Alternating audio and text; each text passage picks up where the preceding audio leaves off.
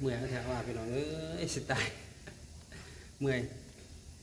เฮ็ดเวียกจอดเวียกเสื่อมเจ็บตาพี่น้องตอนนี้เจ็บตาแห้ง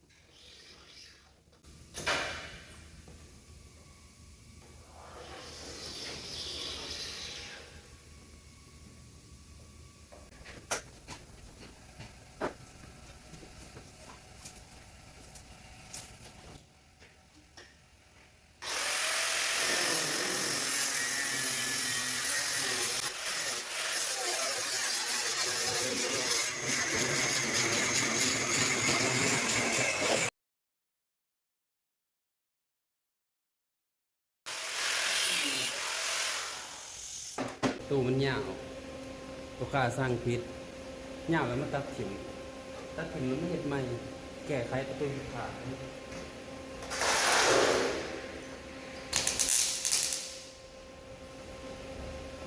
งานแก้เราง่าย